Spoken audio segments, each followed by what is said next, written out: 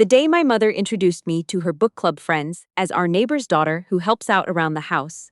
I was 38 years old, a sitting federal judge, and I had just gotten off a call with the Ninth Circuit Court of Appeals. I didn't correct her. That's the part people can't understand. That's the part that makes them lean forward and say, "But why didn't you just?" And I have to stop them there. Because they're asking the wrong question. The question isn't why I didn't speak up. The question is how a person can be trained from the age of 7 to believe that speaking up will only make things worse. My name is Vera. I grew up in a 2-story colonial in Danville, Virginia, the second of 3 children, and the only one who seemed to understand that we were poor. Not poverty poor. We had a house and a car and my mother's good pearls. But we were the kind of poor that comes from my father working a mill job that paid just enough to keep us from applying for anything, and my mother spending the rest of her life furious at him for it. My brother Lawrence was 8 years older than me. He had my father's wide-set eyes and my mother's talent for making a room feel like it belonged to him. He was charming the way certain men are charming, effortlessly, and at your expense. My sister Patrice was 5 years younger, soft-spoken and pretty in a way that made people want to give her things. I was in the middle, quiet, serious, the one who read the electric bill and left it on the kitchen counter so my father wouldn't be surprised. My mother used to say I had an old soul, which I understood even then was her way of saying I wasn't fun. I got into Georgetown on a full scholarship, pre-law. My father drove me to the bus station at 5:30 in the morning and pressed $40 into my hand and didn't let go for a long time. He said, "Vera, don't look back." I thought he meant don't be homesick. It took me 20 years to understand he meant it literally. My mother did not come to the bus station. She was upset because I had declined to defer my enrollment for a year to help manage things at home. Lawrence had just gotten his second DUI. Patrice was 14 and going through something. My mother needed me, she said. She always needed me. She had needed me since the day I was born, in a way that had nothing to do with love and everything to do with function. I went anyway. Law school had a specific smell, old wood and anxiety, and the particular chemical of people competing without openly admitting they were competing. I loved it. I loved the precision of it, the way every word in a ruling had weight, the way language could be a scalpel or a sledgehammer depending on who was wielding it. I made law review. I clerked for a federal district court judge in D.C. my second year. I graduated 4th in my class and took a position at a firm in Richmond where I worked 80-hour weeks for 7 years and sent $500 a month to my mother because Lawrence had lost his job and Patrice's husband had turned out to be the kind of man you can't let around money. $500 a month. Every month. For 11 years. I want to be honest about that because I know what it looks like from the outside and I know what it felt like from the inside, and they are not the same thing. From the outside, it looks like a successful woman who couldn't set a boundary. From the inside, it felt like paying a tax you inherited at birth. I sent that money the same way I filed taxes, not because I wanted to, but because not doing it felt like it would cost something I couldn't calculate. My mother called every Sunday at 7 p.m. The calls were structured. She would begin with whatever was wrong: the roof, Lawrence's back, Patrice's kids, a neighbor's slight, a church politics situation that required 15 minutes to explain and had no resolution. Then she would move into what was needed: a new washer-dryer, money for the car repair. She'd found this lovely antique secretary desk at an estate sale, and she knew I'd appreciate it, and I always said yes. My father died when I was 31, lung cancer. He went fast. I flew home for the last 2 weeks, slept in my childhood bedroom with the star-shaped water stain on the ceiling, and held his hand the last night while my mother reorganized the linen closet down the hall because she didn't know what else to do with herself. He didn't say much by then. But once, in the thin gray light before dawn, he opened his eyes and found my face and said, "You got out," like it was something he'd needed to confirm. I got back to Richmond 3 days after the funeral and threw myself into work. By the time I was 34, I was a name partner at the firm. Not because it had been given to me. I had tried 3 major commercial litigation cases in a single year and won all 3, one of them against a team from New York that had 40 years of combined experience and acted like they knew it. The managing partner, a 60-year-old man named Arthur, who wore the same blue blazer every Monday, called me into his office and said I was the best litigator he'd seen in 20 years and they were going to make it official. My mother called that Sunday. I told her about the partnership. There was a pause. "That's nice, Vera. Will you be making more money now? Because your brother's landlord is threatening to." I transferred the money before she finished the sentence. I don't know why I'm still surprised when I remember that. At 36, I was nominated for a federal district court judgeship.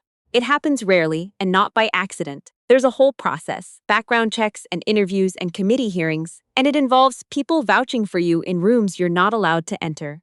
When my confirmation came through, I sat in my car in the courthouse parking garage for 11 minutes before I trusted myself to drive. I did not tell my mother, I know how that sounds. But I had watched, over the years, the way my mother used information. Good news was an opportunity to redirect. My promotion was an opportunity to mention Lawrence's lease. My new car was an opportunity to mention Patrice's transmission. If I told her I was a federal judge, the next sentence out of her mouth would be about money, and I would be too happy to stand it. So I told her I'd been transferred to a new position. Administrative law. Very boring. She was disappointed I wasn't making partner at a bigger firm. I said yes, it was a setback, but I was managing. I became Judge Vera Hutchins Cole of the United States District Court for the Eastern District of Virginia. I had a nameplate on my door and a bailiff who said all rise when I walked into my courtroom, and I drove back to Danville every Thanksgiving and Christmas and sat at my mother's table and ate her dry turkey and listened to Lawrence hold court about subjects he knew nothing about. He talked about the courts a lot, actually. He'd had his own experiences with them. He thought judges were lazy. He thought the whole system was rigged. He had opinions about sentencing, about procedure, about what was and wasn't constitutional. He'd read about it online. My mother nodded along like he was delivering a TED Talk. I passed the green beans and kept my face still. Patrice's husband, Derek, was the kind of brother-in-law who touched your elbow a half second too long and called every woman hon. He worked in insurance sales and talked about his commission with the specific enthusiasm of someone who had nothing else. He'd gotten it into his head, around the time I turned 37, that I was some kind of financial resource, not like my mother thought of me, as a family obligation, but like a target. He started calling me directly, leaving voicemails. He had a business opportunity. A friend of his was developing property outside Chesapeake, and the margins were extraordinary, and surely I had some money sitting in an account somewhere, not doing much, and wouldn't I like to? I did not call back. He told Patrice I was being stuck up. Patrice called me to tell me I was hurting Derek's feelings. I listened to the whole thing. I said I'd look into it. I did not look into it. My mother's book club met on the second Thursday of every month. 8 women, ranging from retired teachers to the wife of a state legislator, who drank mediocre white wine and discussed books they'd only half read. I had made the mistake, on one visit home, of mentioning I'd actually finished the current selection, The Covenant of Water, which I'd loved, and now I was a recurring guest. That particular Thursday, I'd driven down from Richmond on a day I'd cleared my calendar for a different reason entirely. There was a bar association dinner in Roanoke that evening, honoring 3 judges from our district, and I was one of them. The dinner was black tie. I had a dress in a garment bag in my trunk. But my mother had reminded me 3 times about book club, and she only lived 40 minutes off my route, and I thought I could do both. The book club women arrived at 2 o'clock.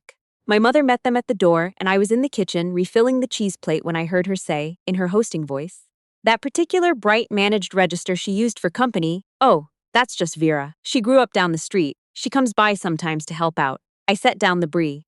There was a woman in that book club named Sandra, whose daughter was a high school art teacher, and my mother spoke about her, the way people speak about the leader of a small nation. At Christmas, she had given a 10-minute accounting of the art teacher's classroom decor.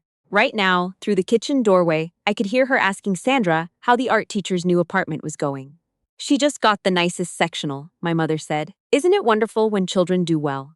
I stayed in the kitchen for another few minutes. I arranged crackers on a board. I thought about my father saying, "Don't look back." I thought about the $40. I thought about all the Sundays. Then I picked up the cheese board and walked into the living room and said hello to everyone, and sat down in the wingback chair by the window, and for the next 2 hours I discussed the Covenant of Water with 7 women who had no idea I had a robe hanging in a courthouse 38 miles away.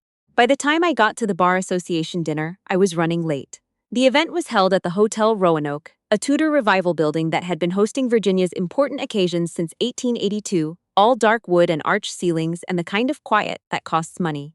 I had changed in a gas station bathroom off I-81. I was not proud of this. I arrived in a black floor-length dress with my hair up, carrying a small clutch, and I gave my name at the registration table.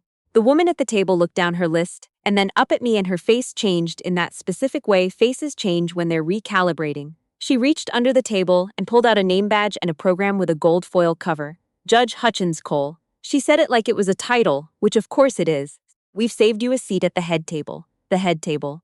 I took the badge and the program and walked into the ballroom and found my seat between a 7th Circuit appellate judge visiting from Chicago and the clerk of the court who had worked with me for 4 years and who squeezed my hand when I sat down and said, "You look like you had a day." "I had a Thursday," I said. 18 months after the book club. That's when it came apart. Lawrence had been living in a rental house in Danville for 6 years. My mother supplemented his rent. I supplemented my mother. The math worked out to me being, effectively, Lawrence's landlord, though he didn't know this, and I had never once been invited to the house for dinner. He called me on a Tuesday afternoon in March.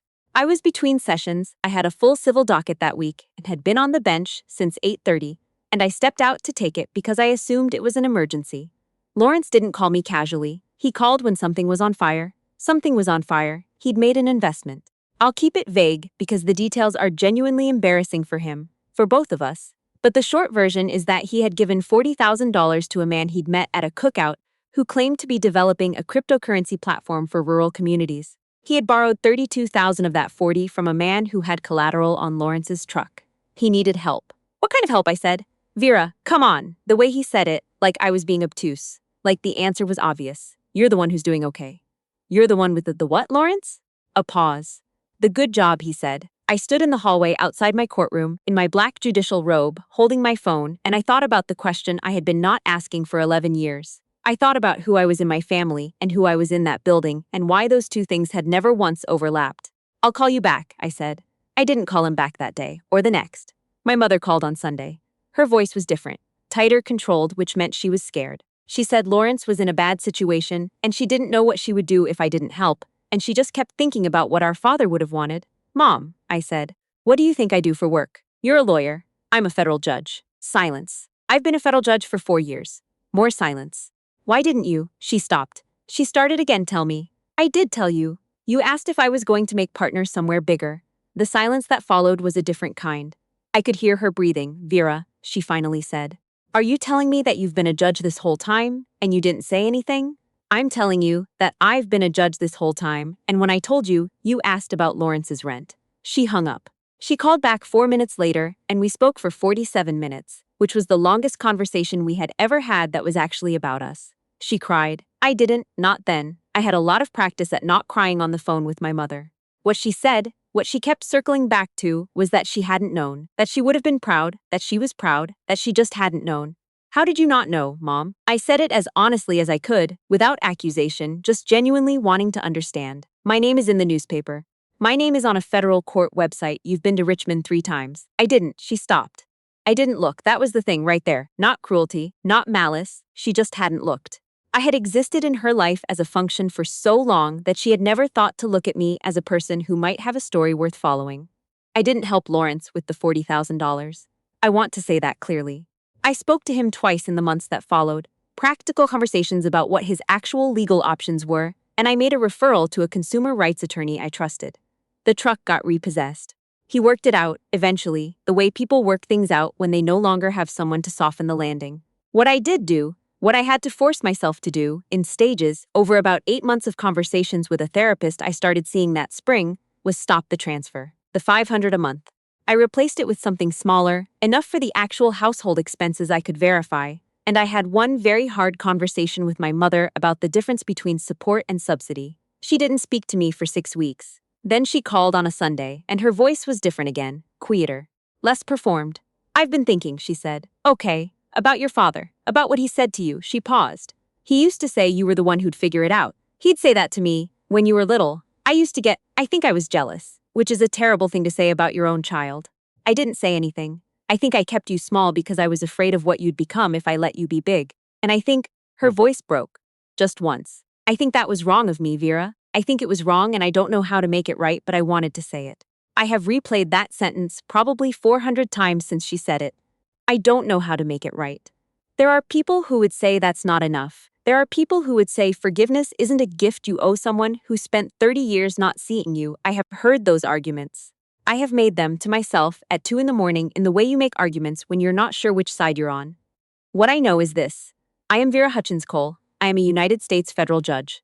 I sit on a bench in a courthouse where the floors are marble and the windows are tall, and every morning a bailiff says, all rise, and I walk through a door in a black robe, and somewhere in the back of my mind I still hear my father's voice at a bus station at 5:30 in the morning, pressing $40 into my hand and not letting go.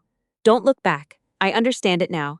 He wasn't telling me to leave. He was telling me I'd earned the right to decide what I carried forward. That's different. That's the whole thing, actually.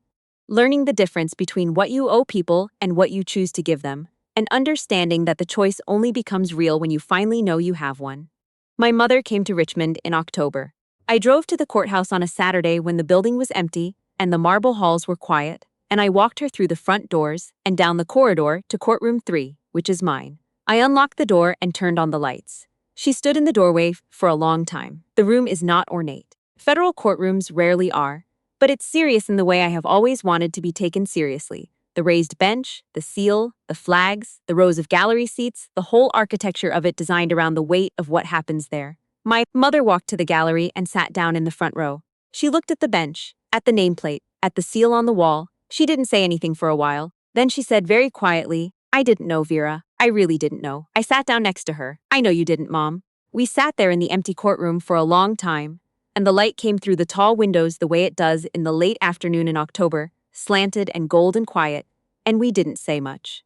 But it was the first time in my life I could remember sitting in a room with my mother and not feeling small. That was enough. For that day, it was enough.